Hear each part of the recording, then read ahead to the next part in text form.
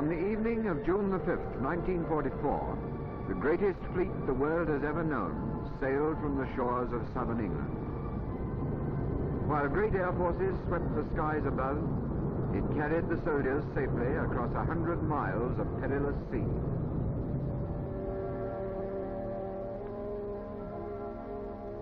At dawn the next day, guns of the Allied fleets opened the assault on the beaches of Normandy.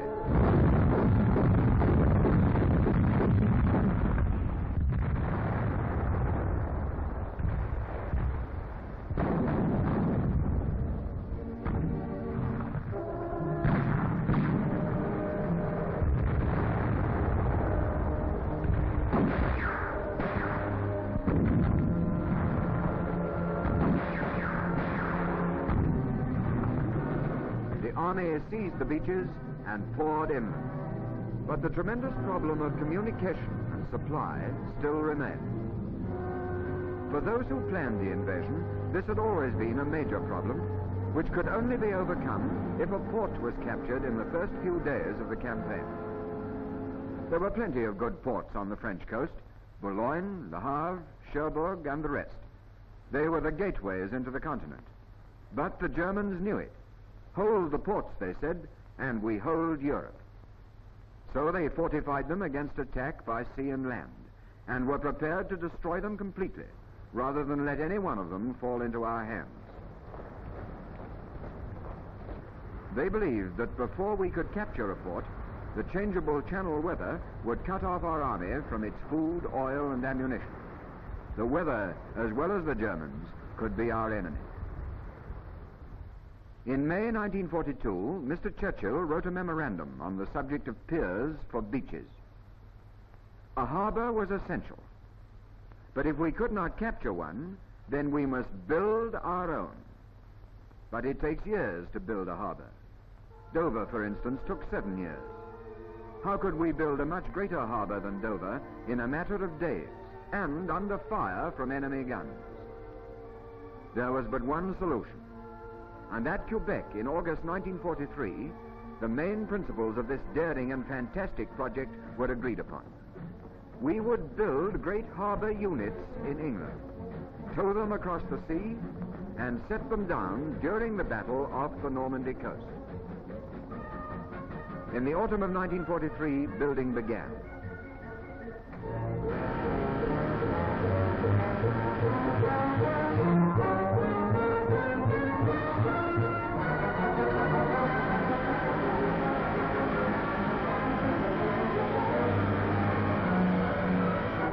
Ports and harbors, in shipyards and factories all over England, sections of the vast harbor began to take shape. Over 30,000 men were at work on strange, monstrous structures of which they could not be told the purpose. 500,000 tons of concrete alone went to the building of these mammoths. As D-Day approached, all these parts of the great harbor to be were launched, then towed in great secrecy to the assembly place whence they would be taken across to France.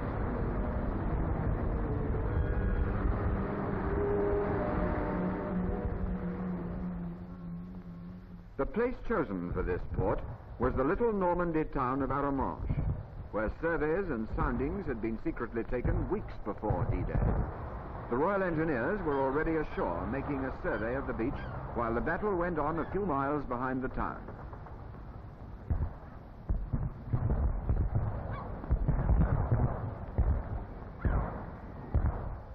The first part of the operation consisted of sinking old ships which were now making their last voyage under their own steam.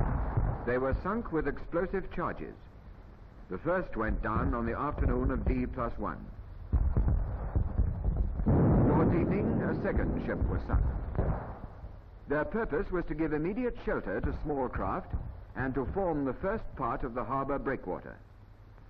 In 4 days, 15 old ships were sunk. 15 old ships whose last hours were perhaps their greatest.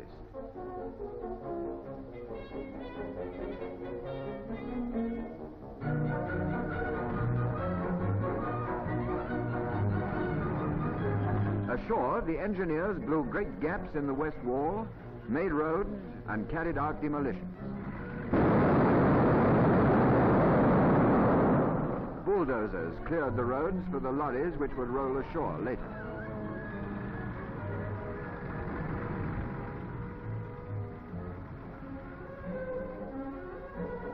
The short-end sections of the piers, each some 480 feet long, were towed into position opposite the gaps already blasted by the engineers. Each section of pier was held in position by steel cables, which were run out to anchors by specially constructed boats. Other sections were then joined on, making a flexible floating causeway, which rose and fell with the tide. Along this causeway, the engineers laid a steel road, strong enough to carry the heaviest vehicles. At the same time, to extend the line of sunken ships, breakwaters were laid. These concrete structures, each weighing 7,000 tons, had been towed across the channel. Some 200 tugs were engaged on this job alone.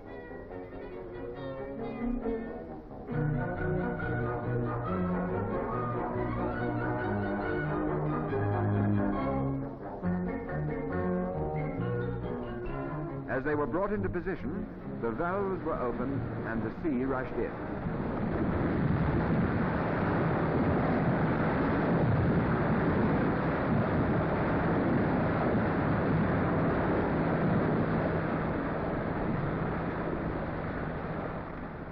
The great mass of concrete slowly settled down on the ocean bed, forming a great wall against the sea.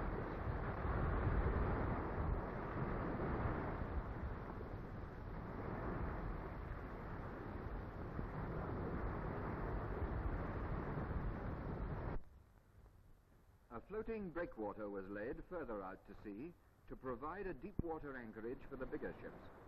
It was an experimental contrivance which hadn't been tested in heavy weather. Indeed, the whole harbour was experimental. Nobody had ever attempted such a tremendous engineering feat before.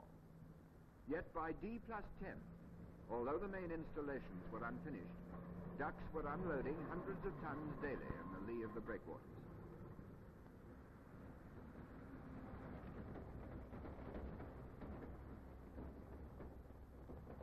The engineers' job ashore was nearly finished, and the floating causeways stretched far out into the harbour. The first pier head, which, like all the other sections, had made the slow and hazardous journey across the channel, was now brought into position. The press of a button, and the great legs were lowered to the sea bottom, making a vast, steady platform.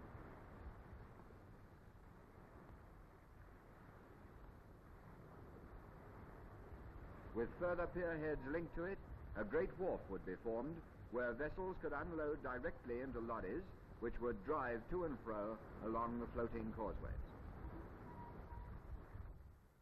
Only 12 days after the first ship was sunk, the huge task of making the port was nearly done. The inner breakwater was more than half completed. All the floating breakwaters were laid.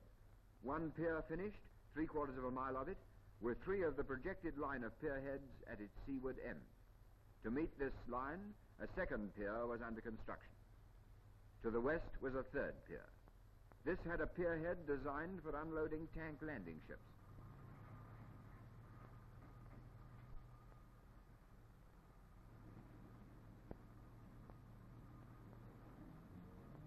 Unloading from the main pier was just beginning. Then the wind began to blow. And on the 13th day of the invasion, the treacherous sea became Hitler's ally. Unloading on the open beaches ceased. Yet somehow or other, the work of unloading in the port went on.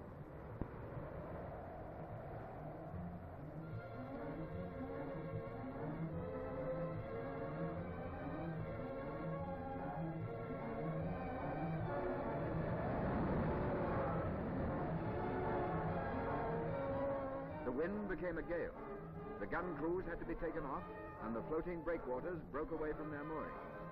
A June gale. This was an enemy more deadly than the Germans. This was the reason why we had built the harbour. But this gale was of winter strength. It blew all day, all night, all next day, and the next night. Ashore, the army's supplies were dwindling. The build-up for the great offensive was stopped. On the third day, the storm was still raging.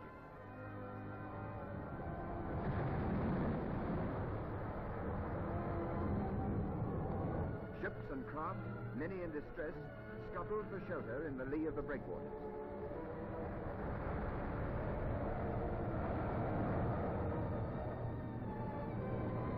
Yet through the harbor, the desperately needed supplies still went ashore. The army asked for ammunition, and in spite of the gale, hundreds of tons were unloaded in a day.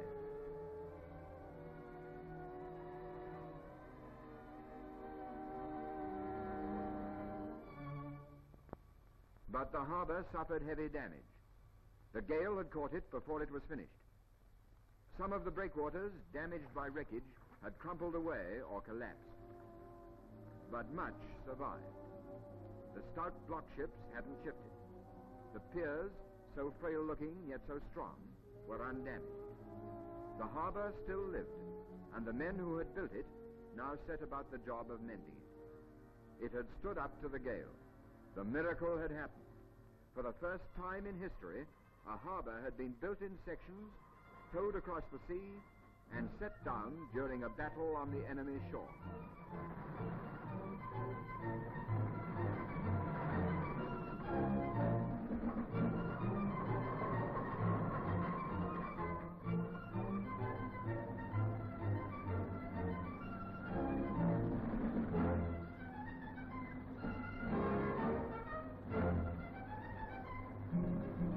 In an ever-increasing flood, the vehicles and supplies poured through it in calm weather and rough. We had beaten the weather, and Hitler had lost yet another ally. Lorries, jeeps, ambulances, tanks, they rolled ashore along the causeway, down the roads which the engineers had built.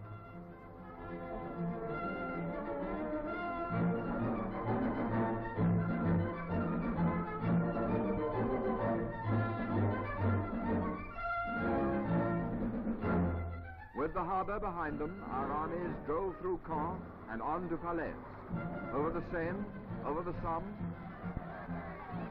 through Lille and into Belgium, on through Brussels and into Holland, to the frontiers of Germany, and on towards Berlin.